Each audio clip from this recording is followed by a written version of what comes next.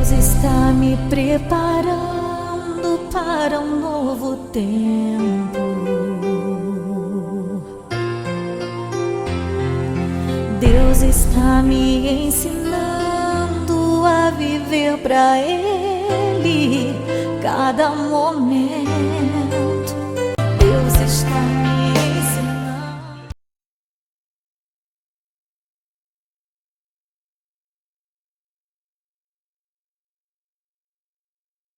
O livro de Atos é o segundo volume de uma obra de duas partes unidas que hoje denominamos Lucas Atos.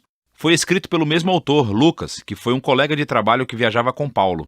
Isso é evidente a partir da introdução do livro, onde Lucas diz: "Eu escrevi o primeiro volume, que é o Evangelho, sobre todas as coisas que Jesus começou a fazer e ensinar." Agora, Lucas fornece aqui uma pista sobre o que será esse livro de Atos. O primeiro volume foi sobre o que Jesus começou a fazer e ensinar.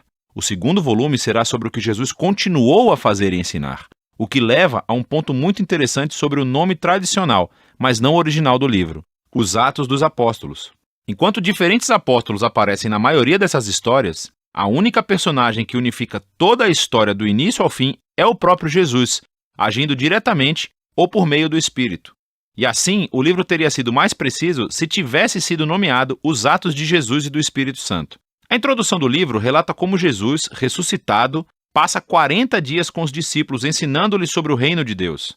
E isso se conecta à história do Evangelho de Lucas, em que Jesus declarou que ele restauraria o reino de Deus sobre o mundo, começando com Israel. Então ele chamou Israel para viver sob o reino de Deus ao segui-lo. E ele foi coroado rei quando desistiu da sua vida, e depois venceu a morte com o seu amor. E assim começa o livro de Atos com o rei Jesus ressuscitado, ensinando os seus discípulos sobre a vida no seu reino. É uma história sobre Jesus conduzindo o seu povo através do Espírito a irem pelo mundo inteiro, convidando todas as nações a viver sob seu reino.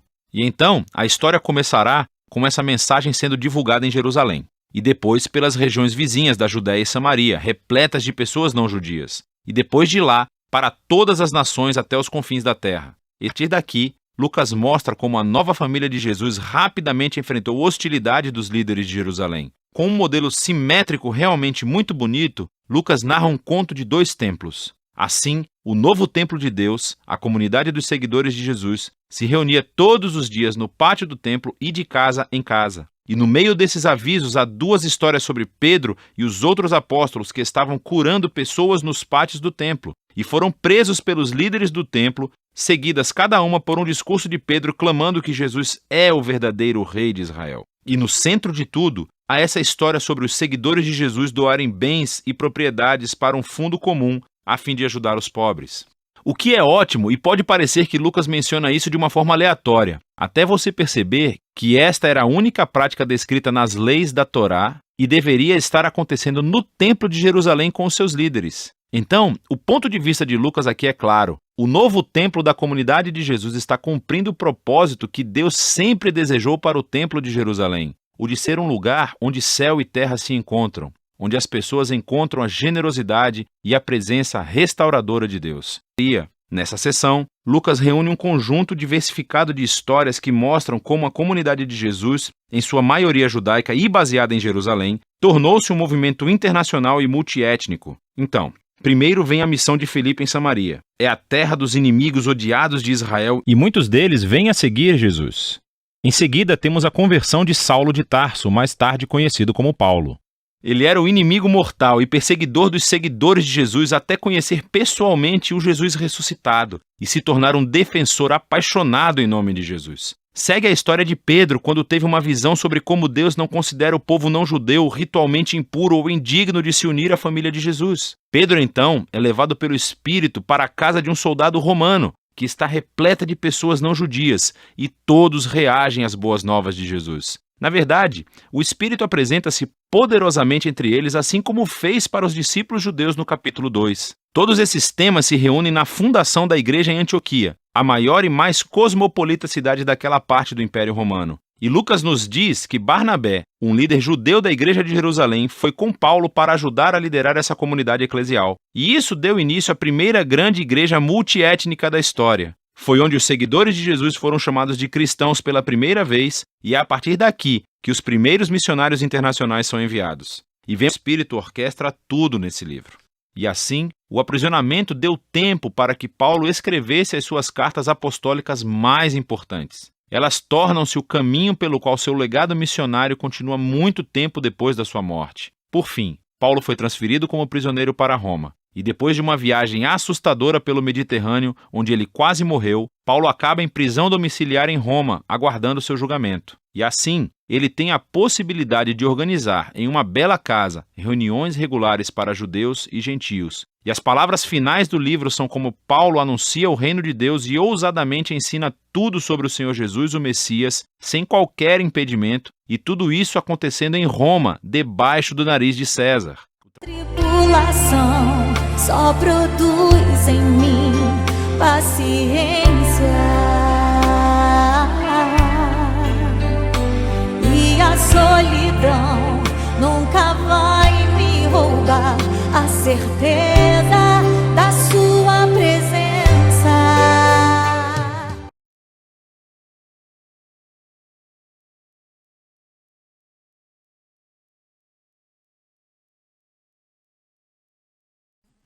Olá, sejam bem-vindos à palestra de Educação Cristã no Novo Testamento da Igreja Batista Central, em Vitória, no Espírito Santo. Já quero deixar o meu agradecimento a vocês, irmãos da igreja, por nos terem convidado, para esse propósito, para falar sobre um tema tão importante e para mim tão caro, certo?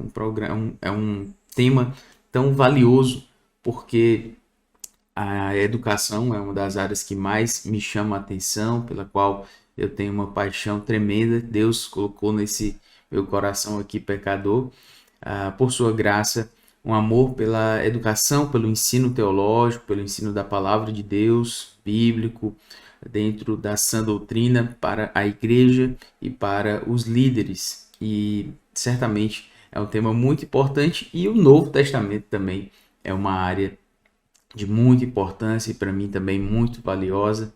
Tenho ensinado teologia já há alguns anos e dentro das matérias a disciplina de grego do Novo Testamento. Então, quando vocês me chamaram aí para a educação no Novo Testamento, eu fiquei realmente muito feliz e quero deixar aqui o meu agradecimento aos irmãos, à liderança, sobre esse propósito, de ter nos chamado. O meu propósito aqui vai ser falar em duas palestras. Nesta primeira palestra eu vou falar sobre a educação no livro de Atos dos Apóstolos e na próxima a educação nas epístolas paulinas, o ensino vamos falar sobre como o ensino ele é tratado nesses dois corpos, de estudo. E em primeiro lugar, pessoal, eu quero falar para vocês sobre um dos maiores educadores cristãos que eu posso lembrar, que é o Howard Hendricks. Howard Hendricks, que escreveu, entre outros, um livro, um clássico assim, da educação cristã, do ensino da palavra de Deus, que é o livro Vivendo na Palavra. Se você nunca leu esse livro, você deve ler. Eu não posso chamar a atenção mais para isso do que eu posso aqui, porque realmente você deve ler o livro Vivendo na Palavra. E lá no livro Vivendo na Palavra, Howard Hendricks, ele nos ensina sobre como a gente pode estudar a palavra de Deus com profundidade, e é um livro muito valioso. Mas eu estou falando do Howard Hendricks e da sua obra porque ele também é conhecido como um grande professor. Ele foi um dos maiores professores do Seminário Teológico de Dallas, lá nos Estados Unidos, e fala-se que ele, nas suas aulas, ele sempre usava uma metodologia que muitas vezes variava para que chamasse a atenção dos alunos, de tal forma que ele costumava dizer que a responsabilidade da forma como o professor pode chamar a atenção do aluno é do professor. E um dia um aluno tentou, de alguma forma, testar o Howard Hendricks. Então, ele sabia da fama de que ele era um excelente professor e de que ele não deixava para trás nenhum aluno. Então, esse aluno decidiu, e ele escreve isso em um livro, e ele diz que ele chegou na aula e começou a olhar para a janela. certo? Então era a aula do Howard Hendricks e ele ficou olhando para a janela para saber o que ia acontecer. O que aconteceu foi que o Howard Hendricks, ele normalmente tomava um pouco mais de tempo ali na frente em uma citação que ele trazia, mas naquele dia ele não passou muito tempo. Ele se levantou rapidamente, tentou fazer ali talvez chamar atenção para uma coisa engraçada, para já entrar no conteúdo, mas de uma forma alternativa. E o que parecia é que o Howard Hendricks estava inquieto porque aquele aluno não estava prestando atenção, ele estava olhando para a janela, mas ele fazia isso melhorando a sua aula, chamando a atenção para aquilo que era tão importante, tão valioso, que era o conteúdo, mas ele fazia isso puxando a responsabilidade para si. E esse aluno então fala que ele tentou de uma forma, tentou de outra, e a aula ficou tão empolgante que ele mesmo não aguentou, deixou de olhar para a janela e começou a olhar para a aula. E isso nos mostra muito, especificamente sobre o que a gente vai falar aqui, que é sobre a importância de que na hora do ensino a gente possa, de alguma forma, entender a nossa posição, entender a posição daqueles a quem nós ensinamos e possamos contextualizar o nosso ensino para que possamos também entender e nos identificar com aqueles que nos ouvem. E é isso que nós vamos ver aqui em Atos. O livro de Atos é muito grande, então por que ele é muito grande? Se nós fôssemos fazer um estudo sobre cada vez que a palavra ligada a ensino aparece em Atos, nós teríamos uma pesquisa muito longa e também uma apresentação muito longa. Então, como uma forma de fazer um recorte e entendermos de uma forma muito específica e, claro, também algo muito relevante, nós escolhemos analisar 3 vezes em que o apóstolo Paulo ensina no livro de Atos. Ele ensina mais vezes, mas eu escolhi 3 vezes em que ele ensina. Eu escolhi chamar essa palestra de a contextualização e a adaptação metodológica em Paulo, certo? Deixe-me chamar aqui a sua atenção. É a contextualização e a adaptação metodológica em Paulo. Então nós vamos falar sobre isso. Mas antes disso, deixa eu fazer uma oração brevemente aqui. Santo Deus, queremos te agradecer pela tua palavra, agradecer porque o Senhor nos ensina como ensinar. Louvamos a ti por isso, que o Senhor nos abençoe, nos ajude, nos dê a tua graça, Senhor, para o que vamos fazer. Que o Senhor seja glorificado no nome de Jesus. Amém. Eu acabei também não me apresentando, sou Felipe Prestes, casado com a Débora, temos 3 filhos, o Daniel, a Clara e o Guilherme, um bebezinho, né? E tenho ensinado teologia há alguns anos. Fui para um seminário interno o Seminário Batista do Cariri, aqui no sul do Ceará, e atualmente sou pastor na Igreja Bíblica Batista do Planalto, também aqui em Fortaleza, certo? Tenho ensinado teologia em seminários, cheguei a ensinar no seminário onde eu estudei como aluno monitor, depois em um outro seminário lá no Rio Grande do Sul, que eu tive a oportunidade de implantar, né, de trabalhar na sua fundação. Posteriormente, ensinei na escola Charles Spurgeon. Então, lá eu ensinei por muitos anos, até mais ou menos no ano passado. Então, atualmente tenho ensinado lá no Seminário Instituto Bíblico Maranata. Muitas aulas que eu tive a oportunidade de gravar e disponibilizar junto com a escola Charles Spurgeon, e elas estão na internet, muitas delas alguns irmãos já conhecem, e foi através delas, inclusive, né, que vocês tiveram conhecimento e puderam nos convidar. Graças a Deus por isso. Eu falei disso, na verdade, para dizer que, como falei, o ensino ele faz parte da nossa vida, faz parte daquilo que a gente ama fazer, e o Senhor tem nos dado graça nesse sentido. E vamos então falar aqui sobre esse ensino no quesito aqui que a gente pode falar de contextualização e adaptação na vida, no ensino do apóstolo Paulo. Então, eu quero começar falando aqui de Atos 13. Em Atos 13, o apóstolo Paulo fala em uma sinagoga. Então, lembre-se disso, nós estamos falando aqui de contexto. Então, todo contexto começa com uma ambientação. Onde é que o apóstolo Paulo está? Ele está em uma sinagoga. Essa sinagoga era o lugar, lembre-se, não era uma igreja.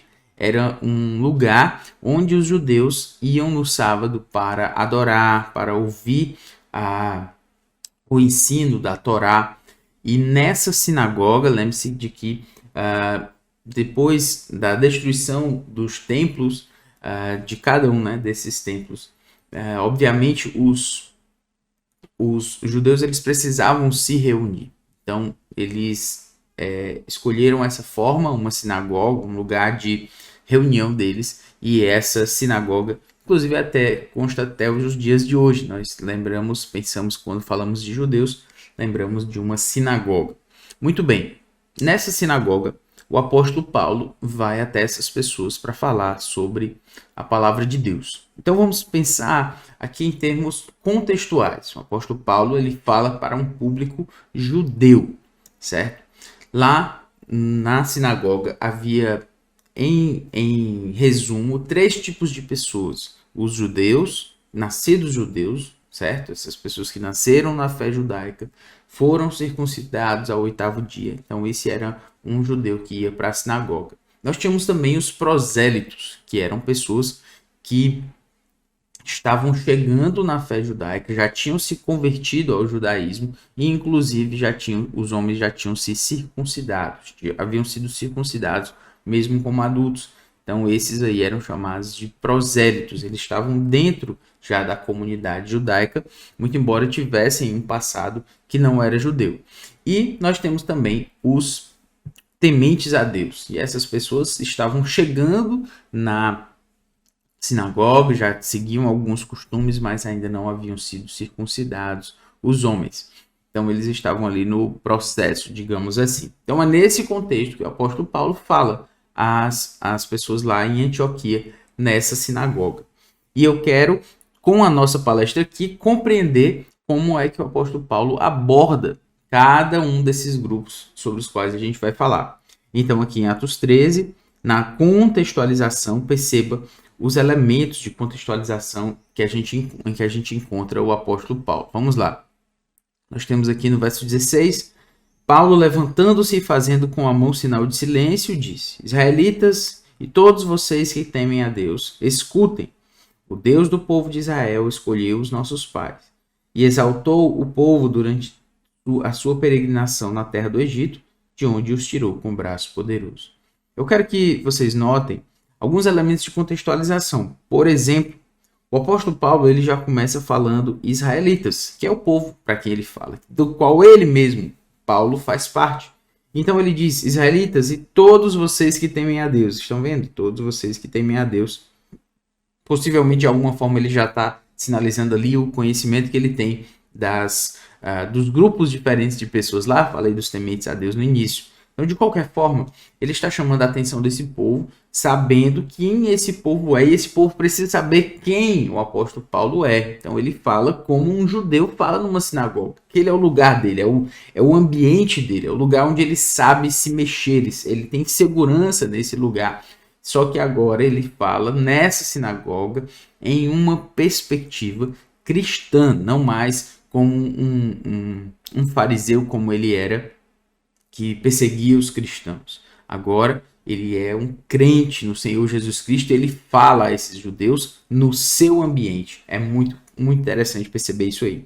Então, o Deus do povo de Israel. Eu quero que vocês notem quando ele diz o Deus do povo de Israel. Olha como ele está exaltando, sim, aquilo que é valioso no povo judeu. Isso é muito importante, pessoal. Por quê? Porque quando nós falamos para uma audiência, nós não precisamos já começar a nossa palestra, o nosso ensino, a nossa aula, a nossa pregação, já de imediato, trazendo animosidade para as pessoas, fazendo as pessoas não gostarem da gente já de saída. Nós queremos chegar ao coração delas e o que disser respeito a nós, em termos de esforço, nós devemos fazer para que esse povo preste atenção. É claro que haverá um momento de você falar coisas mais sérias, mais graves, inclusive mais confrontativas. Mas você não precisa começar de alguma forma separando-se da sua audiência. Muito pelo contrário, o apóstolo Paulo aqui, na sua contextualização, na sua identificação, ele fala: o Deus do povo de Israel escolheu, e aí ele usa a expressão que eu acho mais importante aqui, os nossos pais. Os nossos pais. Então o apóstolo Paulo se coloca como um deles, são os nossos pais. Deus escolheu os nossos pais para fazer isso que ele decidiu fazer, certo? Então, posteriormente ele diz, exaltou o povo durante a sua peregrinação. Então Deus exaltou o povo durante a sua peregrinação, tirou esse povo lá do Egito e o colocou na terra de Canaã. Mas aí ele diz, de onde os tirou com o braço poderoso. Então ele os tirou lá do Egito. Paulo está tocando naquilo que é muito valioso para os judeus, que é o êxodo. Então note a importância que ele dá, porque ele sabe do que está falando. O apóstolo Paulo sabe para quem ele fala. E ele se identifica, ele mostra essa identificação. Muito bem.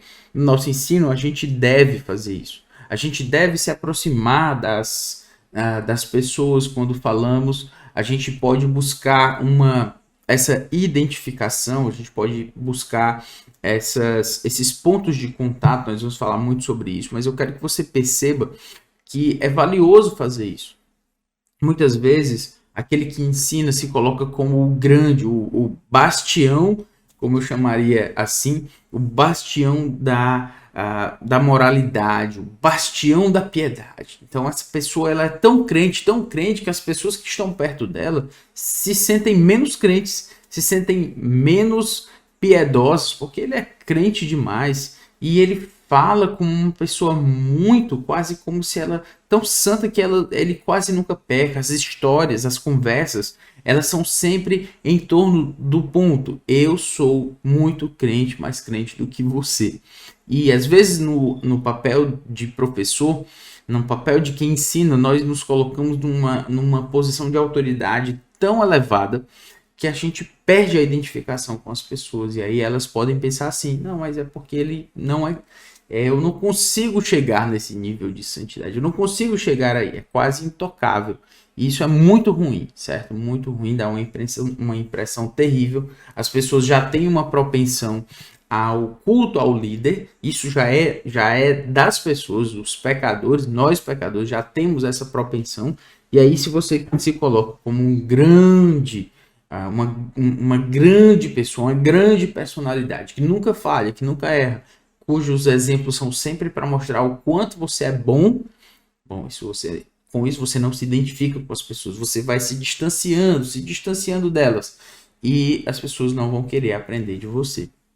Então isso é muito importante, é o que o apóstolo Paulo faz lá na sinagoga, mas ele não para por aí. Nós também temos um elemento de confrontação, e nesse seu elemento de confrontação, perceba aí, suportou os maus costumes do povo. Então o apóstolo Paulo está dizendo, olha, são os nossos pais, mas esses nossos pais aí, quando Deus tratou com eles, Deus suportou os maus costumes do povo. Então Paulo está dizendo, os nossos pais, eles falharam contra Deus.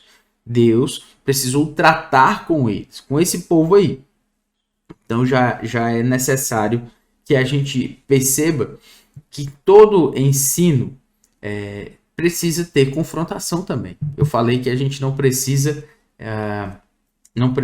já de saída perder as pessoas a quem nós ensinamos, mas está saindo o sol aqui perto, né?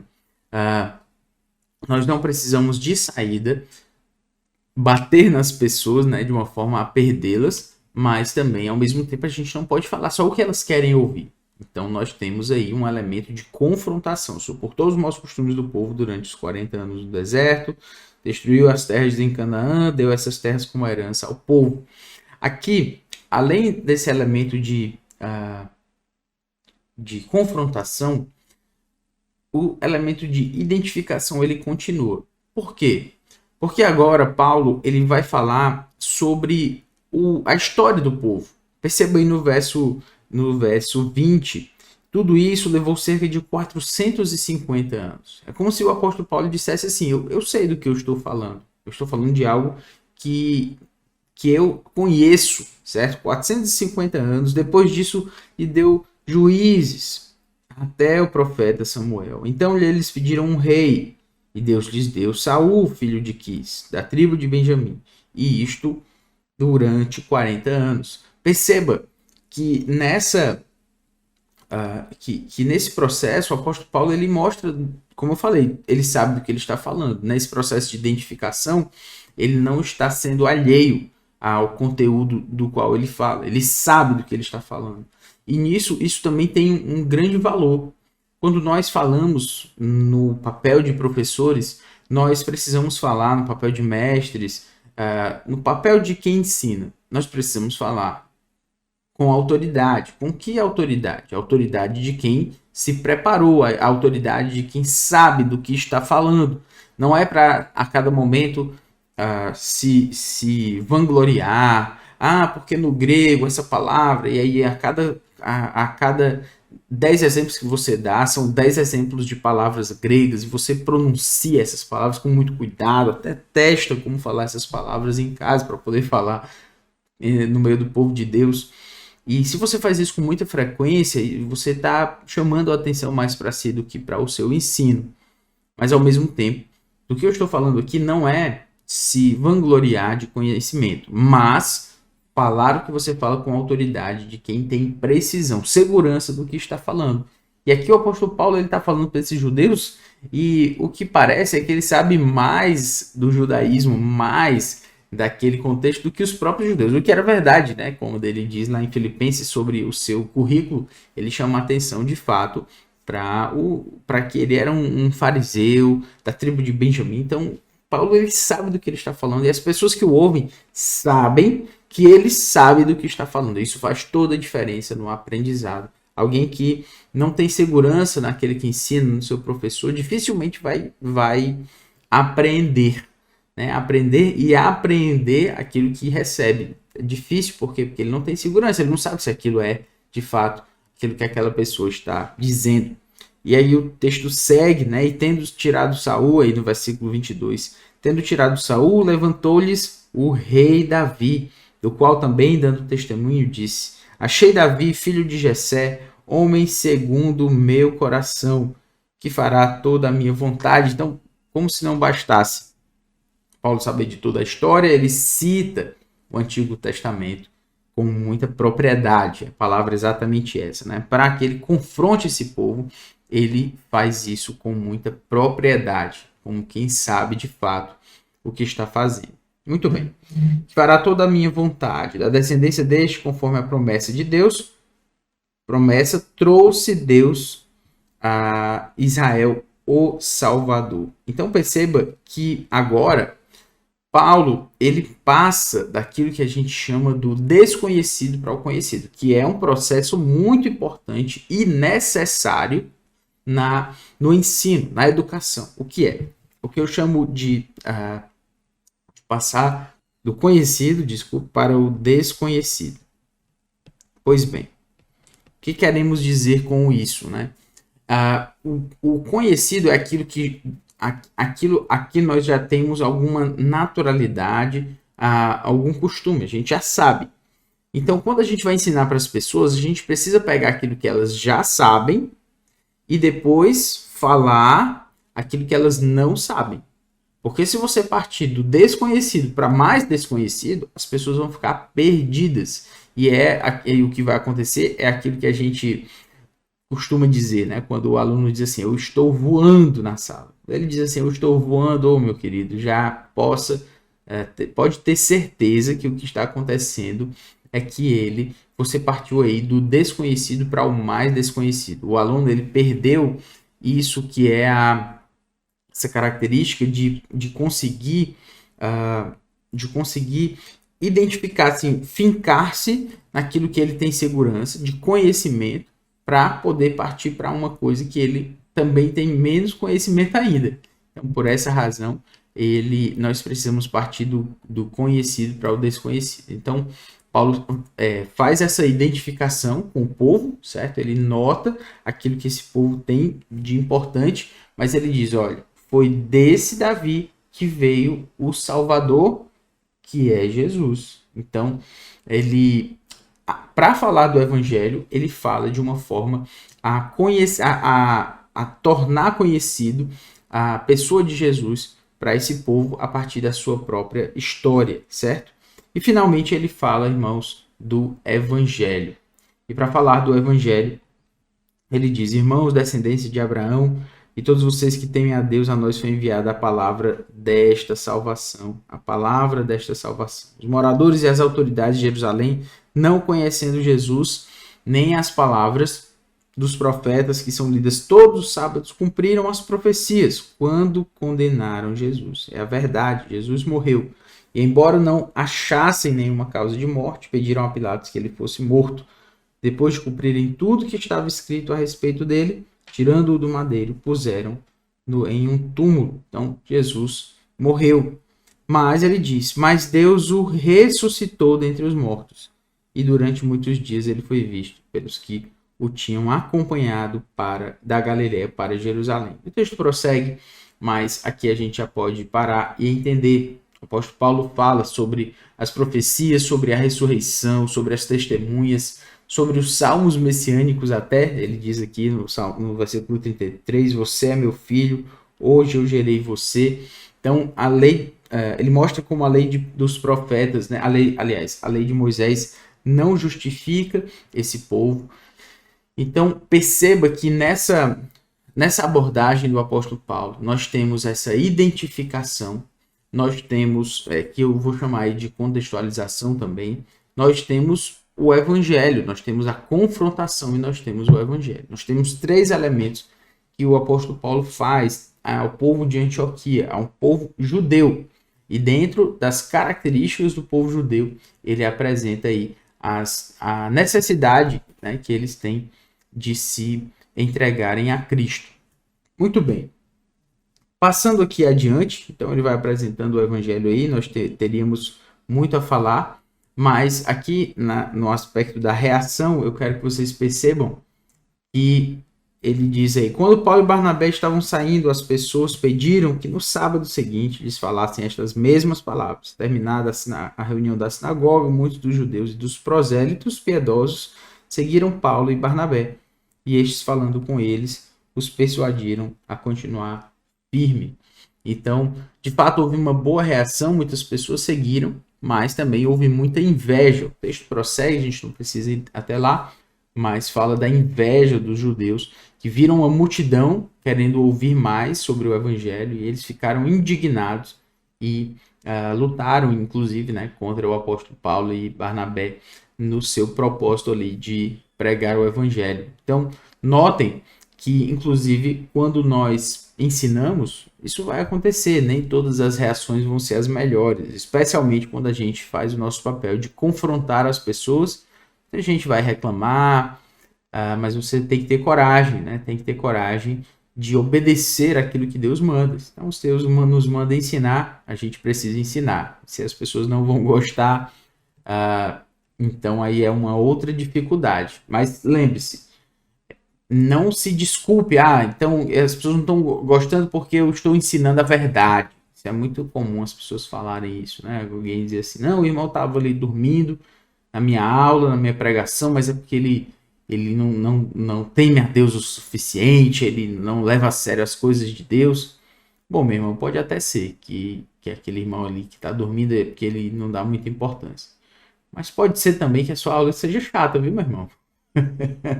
Pode ser que a sua pregação seja muito difícil de ouvir.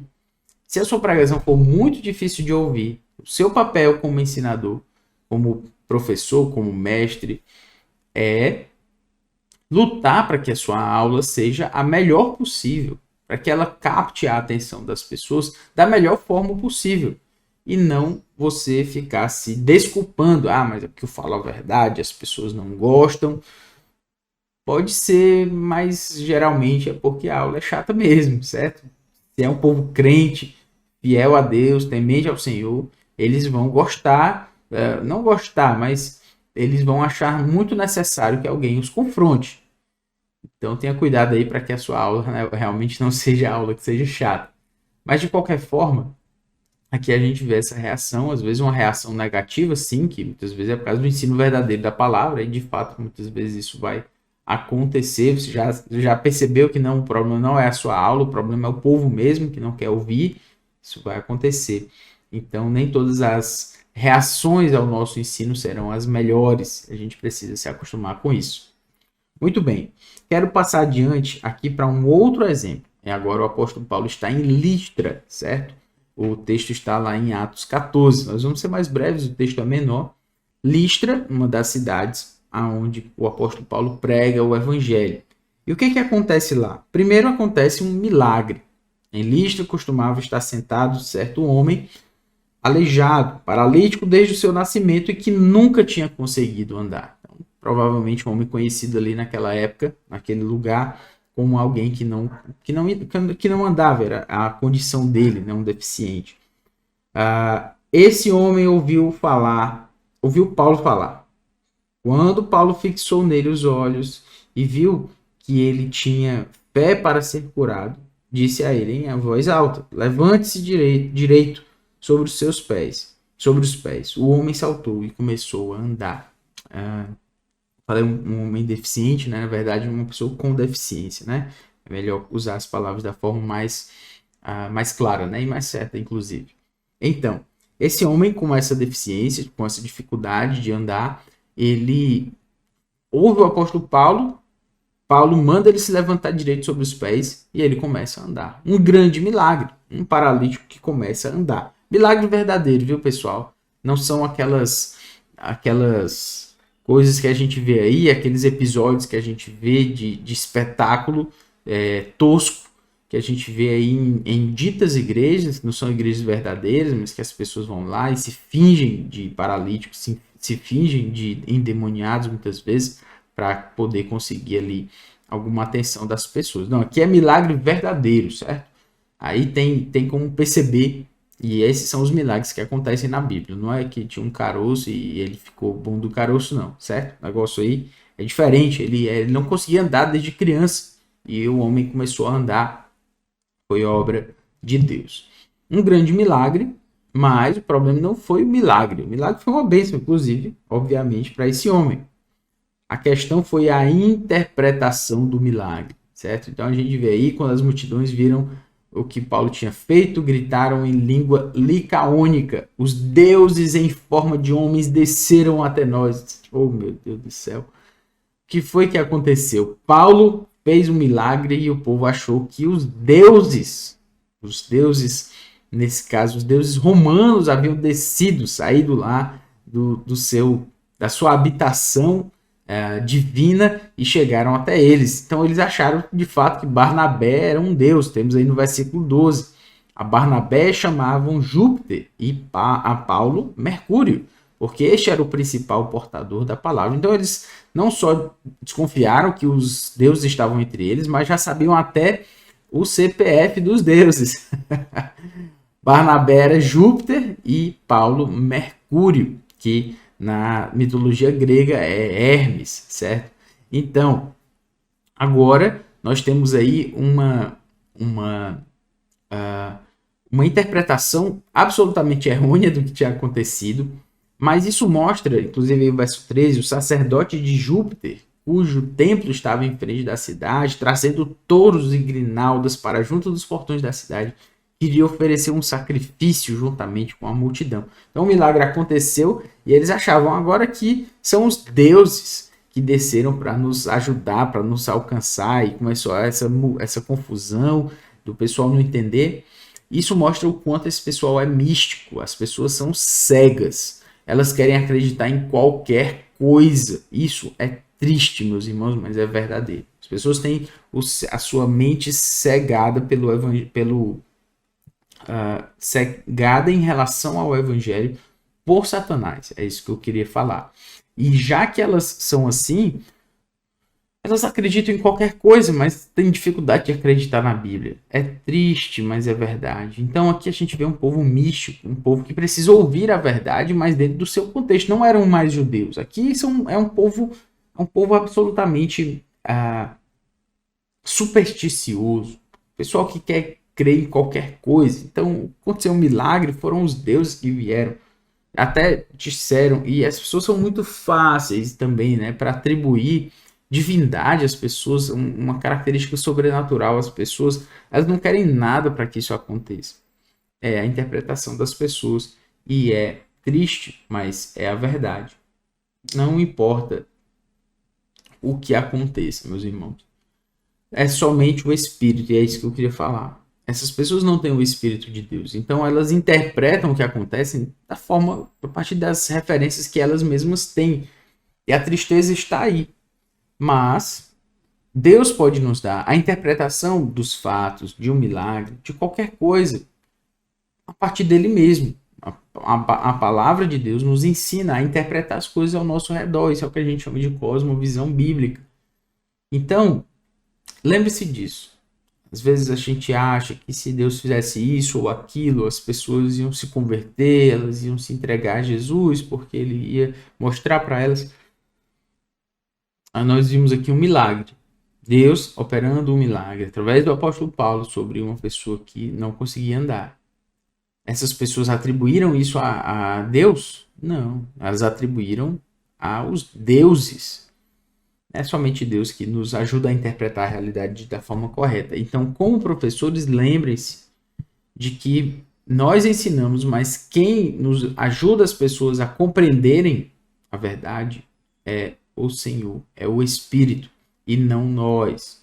Nós ensinamos, mas se a pessoa não tiver o Espírito, que nós não conseguimos implantar nas pessoas, é a obra de Deus, essas pessoas não vão conseguir compreender, ou pelo menos aceitar. Talvez cognitivamente sim, racionalmente sim, elas conseguem compreender, mas não se dedicar àquilo que nós ensinamos a partir da palavra de Deus. Muito bem.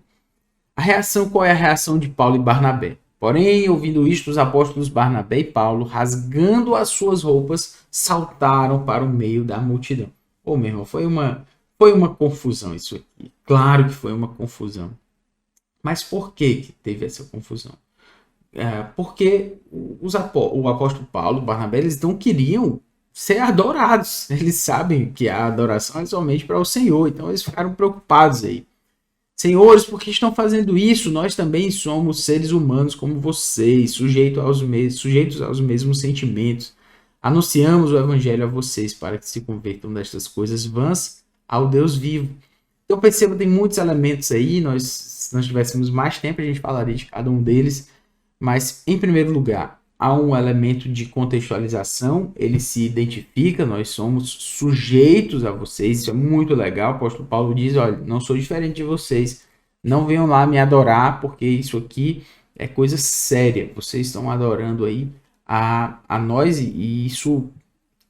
Nós somos como vocês. Então, tenha muito cuidado para você não gostar da posição de liderança, da posição de proeminência que o ensino às vezes acaba nos trazendo. Nós somos como as outras pessoas, pecadores como elas. Ocorre que Deus, em sua graça, nos escolheu para ensinar e nos colocou à frente do povo para instruí-lo. Mas nós somos sujeitos às mesmas mazelas que qualquer outra pessoa. Somos pecadores. Então, nós vemos Paulo se identificando com esse povo. Ao mesmo tempo que nós vemos essa identificação, eu quero que você note aí, ele diz, somos seres humanos e para que se convertam destas coisas vãs ao Deus vivo. Então não é porque o apóstolo Paulo ele trouxe esse elemento de identificação que agora acabou, não. Ele é identificação e confrontação. Essas coisas vãs. Vocês têm que sair dessas crenças de vocês aí, de tantos deuses. O apóstolo Paulo está chamando isso de coisa vã. Não é pouca coisa. Ele está confrontando esse povo, mostrando aí o seu papel no ensino, como deve haver, sim, o elemento de confrontação. E por último, ele fala aí do evangelho. Ele começa a falar de Deus para esse povo.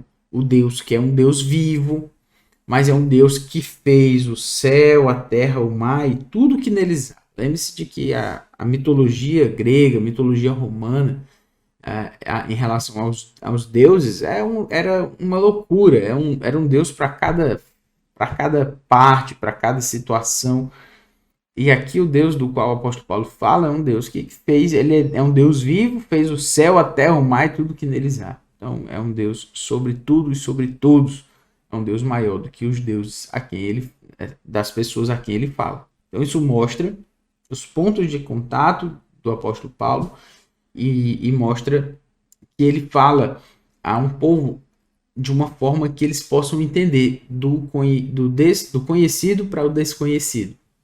Como assim?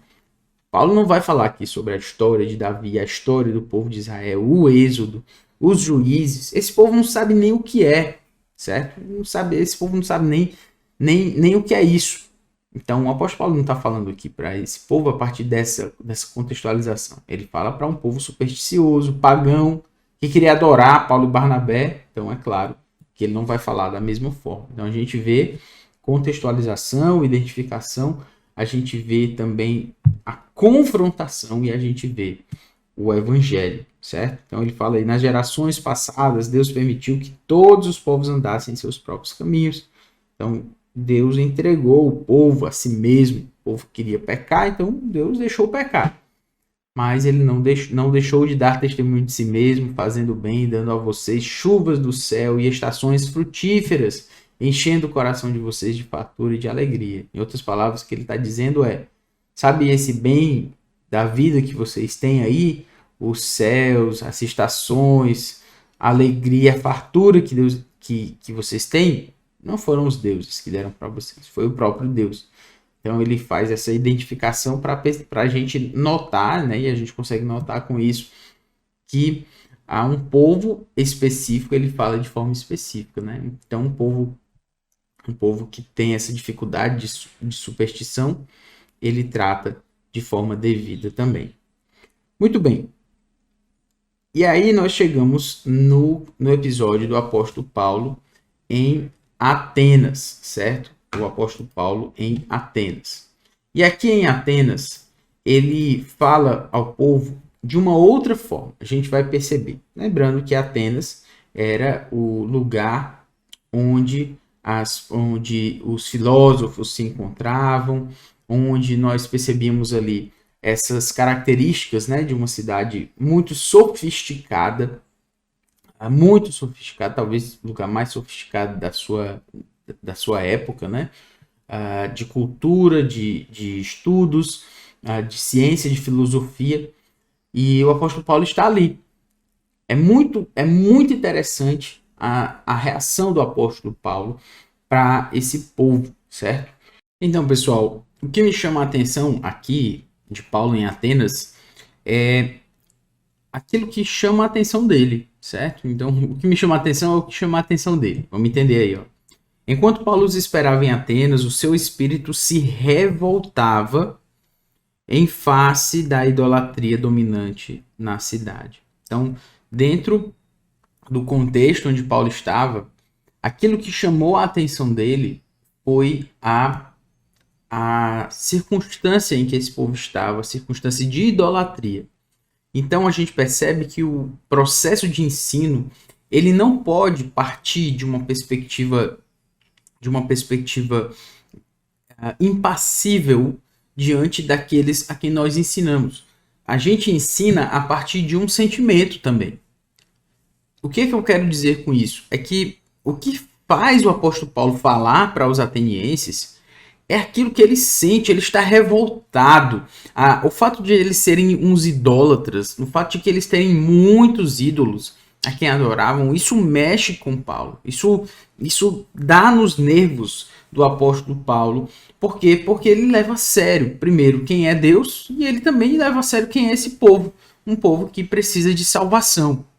Então, o nosso ensino ele nunca pode partir de uma perspectiva impassível. Nós precisamos ter o coração de quem ensina, de quem ama o povo, de quem ama o que ensina, mas também de quem ama a quem nós ensinamos. Então nós precisamos amar não só o conteúdo que nós ensinamos, mas também nós precisamos amar aqueles a quem nós ensinamos. Paulo está revoltado em face da idolatria. E eu diria até mais, né? Seguindo aí essa sequência, nós temos que amar aqueles sobre quem nós ensinamos. Nós precisamos amar a Deus Porque Paulo amava a Deus, ele via naquele povo a idolatria, e isso o revoltava, e nisso o que gerou no apóstolo Paulo. O texto diz, por isso, esse por isso aqui, pessoal, é muito valioso. Ó. Por isso. Por quê? Por essa razão. Porque ele se revoltava em face da idolatria dominante na cidade, ele falava na sinagoga com os judeus e os gentios piedosos, também na praça, todos os dias, com os que se encontravam ali. Então, indignação e oportunidade são os dois elementos que a gente consegue ver aí no apóstolo Paulo, quando ele fala aos atenienses. Ele percebe a sua posição para que possa ensinar a esse povo, mas faz isso justamente na característica de ter sido revoltado por ver um povo que não adorava a Deus. Então a indignação levou a uma ação. Isso é muito valioso também. Por quê? Porque é comum as pessoas partirem, certo? De uma indignação, e a indignação ela vira só uma mera reclamação. A pessoa só gosta de reclamar e não faz nada com isso. O que o apóstolo Paulo faz aqui é se indignar e então falar ao povo. Então o seu ensino, como eu falei, ele parte dessa indignação santa e assim ele leva a palavra. E as pessoas conseguem notar o que tem no nosso coração em alguma medida. Eles não são Deus para saber o que rola aqui no nosso coração, mas um aluno consegue perceber se o seu professor ama o que está fazendo, se ele ama aqueles a quem ele está ensinando e se ele ama o Deus sobre quem ele fala. Uma vez eu lembro de ter assistido a uma aula de teologia sistemática. Era numa escola bíblica dominical. Meus irmãos, eu fiquei muito triste com aquela aula. Porque naquele contexto, não foi na minha igreja, foi em outro contexto aí, e nesse caso, eu lembro de que o assunto era muito valioso. O irmão estava falando na época sobre, eu acredito que eram os atributos de Deus, tenho quase certeza que eram os atributos de Deus. Atributos valiosíssimos, importantíssimos para nós entendermos quem é Deus e nós entendermos sobre como esses atributos podiam afetar a nossa vida. Mas ele falava, meus irmãos, de uma perspectiva, sabe, na verdade não era de uma perspectiva, a perspectiva dele estava certa. A aula, ela era ortodoxa, ou seja, ela tinha uma boa doutrina, mas a forma como esse irmão falava não estava de acordo com aquilo que ele falava. Ele estava falando quase morrendo, né? Ele falava assim de uma forma, sabe, Deus é onipresente, ele está em todos os lugares, Deus é onipotente, ele tem poder sobre todas as coisas. Próximo ponto aqui é que Deus, ele é amor. Deus é amor, ele enviou o seu Filho para nos salvar. Deus é amor, ele ama os pecadores, ele ama a sua criação. Entendeu? Vocês estão entendendo o ímpeto com que ele trazia essas verdades tão valiosas? Não, meu irmão, eu sinto lhe dizer, mas aquela aula, infelizmente, faltou a ela o sentimento que os atributos de Deus devem gerar na nossa vida, certo? Então, estou falando isso porque o ensino do apóstolo Paulo, ele partiu de uma indignação, partiu de um sentimento verdadeiro, baseado na verdade. E disso eu estou falando porque às vezes as pessoas forçam o sentimento. A gente vive num contexto em que a igreja evangélica é muito pautada pelo emocionalismo e tal, e é um emocionalismo vazio, que não parte de lugar nenhum, nem vai para lugar nenhum, a não ser uma própria êxtase coletiva. Mas não é disso que a gente está falando aqui. A gente está falando do apóstolo Paulo se indignar e o seu sentimento ser impresso no seu ensino. Por quê? Porque ele vê que esse povo segue de uma idolatria. Mas, muito bem. Isso gera para ele uma oportunidade. Verso 19. Tomando-o consigo, levaram-no ao Areópago, dizendo: podemos saber que nova doutrina é essa que você ensina? Então, isso trouxe a ele essa oportunidade. Ficou indignado, falava no meio do povo e ele foi levado ao Areópago, que era o lugar onde as ideias eram apresentadas, onde os filósofos conversavam, eles dissertavam entre si sobre aquilo que eles acreditavam. Então o Areópago era esse lugar e foi para onde o apóstolo Paulo foi. Agora eu quero chamar a atenção para a contextualização. Em termos de contextualização, aqui em Atos 17, nós vemos o seguinte. Acontece que todos os de Atenas e os estrangeiros residentes não se ocupavam com outra coisa senão dizer ou ouvir as últimas novidades. Então ali o pessoal gostava de discutir sobre as novidades, aquilo que estava acontecendo. Então Paulo, levantando-se no meio do Areópago, disse: Senhores atenienses, lembre-se de que lá na sinagoga, quando o apóstolo Paulo fala, nesse contexto de ensino, ele chama atenção para o ponto que eles eram. Olha, os nossos pais, Deus escolheu os nossos pais, mas aqui ele está falando senhores atenienses. Ele não está chamando a atenção para o povo de Israel, porque esse povo nem sabe quem é o povo de Israel, provavelmente. Não com tanta profundidade. Então aqui ele está dizendo, senhores atenienses, percebo que em tudo vocês são bastante religiosos. Paulo chamou a atenção para a religiosidade desse povo. Vocês são religiosos. Vocês são inclinados à religião. Vocês são inclinados aos deuses. Vocês são tão inclinados aos deuses que vocês têm deuses até demais. Aqui eu já estou extrapolando aí, mas não é difícil pensar que o apóstolo Paulo pensou algo assim, né? Vocês são bastante religiosos. Existe uma inclinação para o eterno aí em vocês. E isso não partiu de lugar algum. Isso não é como se não tivesse partido de lugar algum, como se não tivesse uma origem própria. Existe uma origem para o fato de que vocês são religiosos, certo? Existe muita coisa incluída aí no fato do apóstolo Paulo falar que esse povo é religioso. A religiosidade, ela vem de Deus, muito embora nós a desvirtuemos, mas existe a religiosidade no coração do homem e foi Deus que colocou a busca pelo eterno no coração do homem. Então Paulo nota e chama atenção para isso. Vocês são religiosos, muito religiosos. Então, andando pela cidade, observando os objetos de culto que vocês têm, encontrei também um altar no qual aparece a seguinte inscrição: ao Deus desconhecido. Pois esse que vocês adoram sem conhecer é precisamente aquele que eu lhes anuncio. Que coisa maravilhosa que o apóstolo Paulo está dizendo aqui, pessoal. Muito legal. Ele está dizendo, ó, tem tanto Deus aí para vocês e tem um Deus... É como se tivesse... Se a gente esquecer, tem aqui o Deus desconhecido, né? Teria muito a falar sobre isso, mas o ponto é que Paulo diz, eu vou falar desse Deus desconhecido de vocês. Paulo, ele contextualiza a sua mensagem, ele não fala a sua mensagem assim gratuitamente, sem nenhum link certo com a realidade. Paulo parte de um lugar certo, certo? Isso é muito legal, muito legal. O ensino dele é um ensino que leva em consideração os seus ouvintes. Paulo não é alheio aos seus ouvintes, não é alheio aos seus alunos, não é alheio àqueles que o ouvem. O apóstolo Paulo, ele fala de um contexto de identificação, sobre o qual a gente já tem falado aqui. Muito bem. E aí ele vai buscar os pontos de contato. Quais são os pontos de contato que o apóstolo Paulo encontra aí em Atos 17? No verso 24 diz, o Deus que fez o mundo e tudo que nele existe. Então aqui ele está falando sobre a criação. O apóstolo Paulo não começa o seu discurso falando de Adão e Eva, no sentido lá de Abraão, de Isaac, de Jacó, como se as pessoas já tivessem o contexto da história bíblica. Não, mas esse pessoal sabe que as coisas vieram um dia a existir.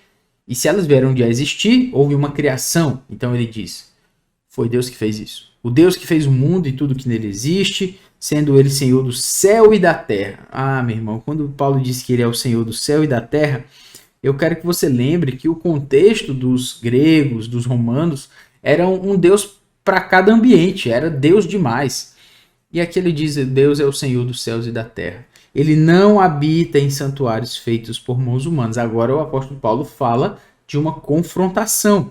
Mas no verso 29 ele também fala Mas aqui já vem, ele faz esse ponto de contato, olha, criação, Deus criou tudo que existe. Ele parte disso aqui, mas depois ele fala, não habita em santuários feitos por mãos humanas. Esse Deus do qual eu estou falando é um Deus dos céus e da terra.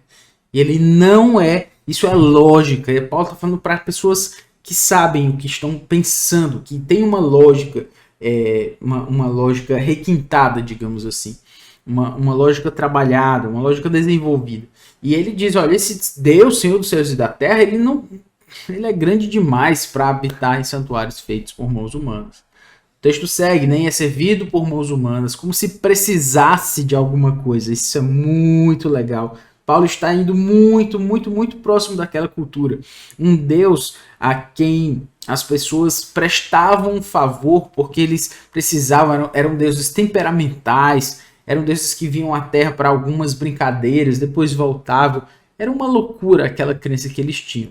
Mas Deus não precisa de coisa alguma, certo? É o que ele diz aí. Ele mesmo é quem a todos dá vida. Deus não precisa vir até os homens para pedir alguma coisa dos homens. Deus é quem a todos dá vida. Então você percebe um elemento aqui de universalidade. O apóstolo Paulo está apontando para o Deus que criou o mundo, inclusive os atenienses. Deus que sustenta tudo que existe, inclusive os atenienses. Deus que é tão grande, maior do que tudo, inclusive maior do que os atenienses. Não é feito, não habita em santuários feitos por mãos humanas. E ele fala sobre isso no verso 26, de um só homem fez todas as nações para habitarem sobre a terra, a face da terra. Agora ele vai lá em Adão, não fala o nome de Adão, mas ele fala de uma universalidade e desse homem, né? De onde Deus fez todas as nações, havendo fixado os tempos previamente estabelecidos e os limites da sua habitação. Então ele traz esse elemento de universalidade com os pontos de contato daquele lugar que ele conhece. Lembrando que o apóstolo Paulo ele também menciona, ao falar sobre isso, ele fala de um contexto, inclusive citando um dos filósofos e poetas daquela época. Então aqui tem muitas referências, que se a gente fosse fazer uma exegese desse texto, a gente ia encontrar muitas referências à cultura daquela época. Então o apóstolo Paulo, na sua pregação, no seu ensino, ele contextualiza a época, ele mostra que sabe do que ele está falando e fala de uma forma muito apropriada. Enfim, seguindo adiante, aqui nos pontos de contato, verso 27, para buscarem a Deus, se porventura tateando, possam achar, ainda que não esteja longe de cada um de nós.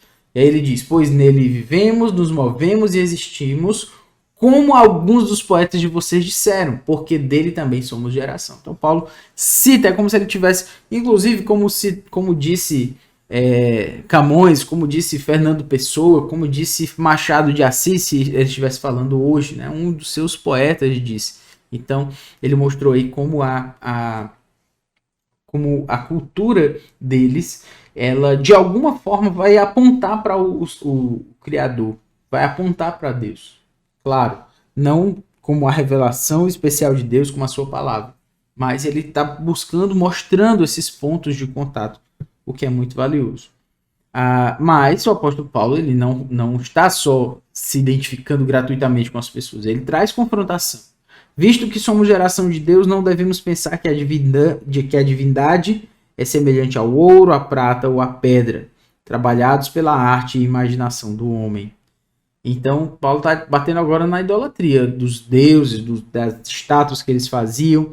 Então, o elemento da confrontação novamente existe. Nosso ensino ele precisa ter essa confrontação. Ele diz que Deus não levou em conta os tempos da ignorância. Agora ele ordena a todas as pessoas em todos os lugares que se arrependam. Ele é muito direto. Deus estabeleceu um dia que julgará o mundo com justiça por meio de um homem que escolheu. Agora o apóstolo Paulo não está mais preocupado com a identificação com a cultura. Agora ele vai trazer a verdade para esse povo, uma verdade que vai confrontar. Tem um juízo, vocês têm que se arrepender. Deus ressuscitou dentre os mortos, né? Então ele diz aí, estabeleceu um dia em que julgará o mundo com justiça por meio de um homem que escolheu, e deu certeza disso a todos, ressuscitando dentre os mortos. Então, agora o apóstolo Paulo ele bate nessas crenças tolas e idólatras dos atenienses de uma forma muito muito objetiva, muito clara, e mostrando que o nosso ensino ele também precisa conter o elemento de confrontação, mas essa confrontação ela precisa ter vindo antes com contextualização, com identificação, com um amor verdadeiro pelo povo, um amor por Deus. Não é simplesmente reclamar do povo, bater, não, você precisa partir do lugar certo. Por último, nós vimos aí os resultados. Que resultados são? Quando ouviram falar de ressurreição de mortos, uns zombaram e outros disseram a respeito disso. Ouviremos você em outra ocasião. Então, eles não queriam ouvir de ressurreição de mortos, dispensaram o apóstolo Paulo, mas algo bem valioso está aqui. Houve, porém, alguns que se juntaram a ele e creram. Entre eles estava Dionísio, o Areopagita, uma mulher chamada Dâmaris, e com eles mais algumas pessoas. Inclusive um com um nome bem pagão, né? O nome de Deus, Dionísio, certo? Dionísio. Então, aqui a gente vê como o apóstolo Paulo, ele obteve resultados daquilo que fez, excelentes resultados, mas também pessoas que o dispensaram. Os resultados do nosso ensino, eles vão aparecer. Algumas pessoas não vão gostar, elas vão se sentir incomodadas com o nosso ensino, mas outras vão aceitar, vão receber a palavra, e isso é obra de Deus. A gente precisa lembrar disso. Isso também envolve o nosso ensino. A gente não pode ensinar de uma forma a achar que todo mundo vai gostar do que a gente fala. Não.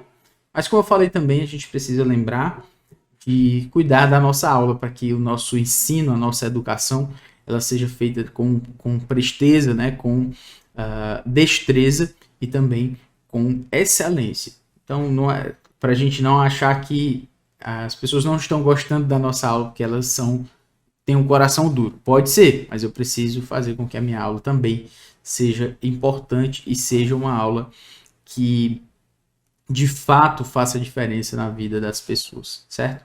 Então é isto, espero que tenha sido uma grande bênção, né, para nós, pelo menos foi para mim, trazer esse assunto, e que esse elemento de contextualização ele venha a ficar fincado aí no nosso ensino.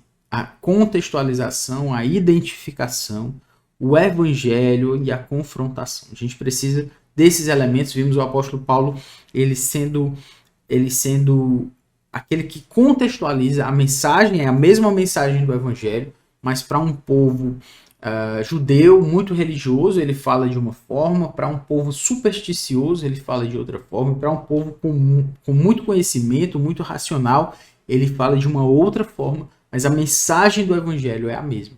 Então, contextualmente, a gente precisa pensar na nossa aula, na nossa ministração, se o nosso ensino, a nossa pregação é para os jovens, ele precisa tocar a vida dos jovens dentro das necessidades, das demandas, dos medos, das tentações pelas quais os jovens passam. Eu não preciso mudar o evangelho, mas eu preciso saber a quem eu vou falar. Se eu falo para crianças, eu preciso saber qual é a faixa da idade daquelas crianças. Preciso saber. As crianças a quem eu gosto mais de ensinar são as crianças que chamamos de juniores, normalmente ali na faixa entre 9 e 12 anos.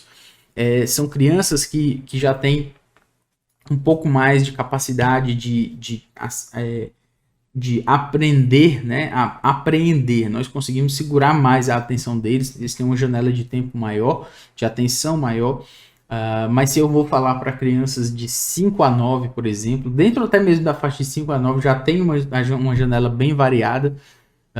Então você precisa saber, se você vai ensinar para adultos, quem é o povo a quem você vai ensinar. São jovens adultos, é a igreja como um todo. Então você precisa contextualizar a mensagem.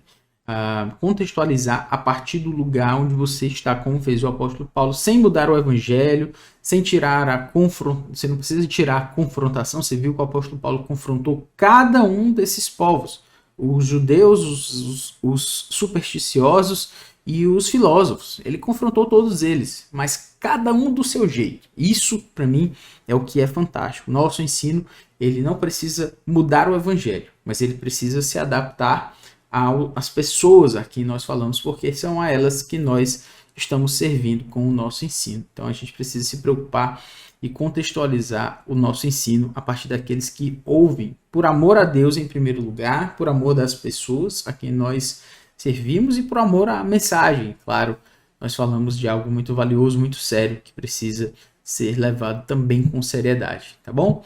Então é isto, que Deus nos abençoe a todos e até o próximo vídeo, até a próxima oportunidade da gente. Valeu!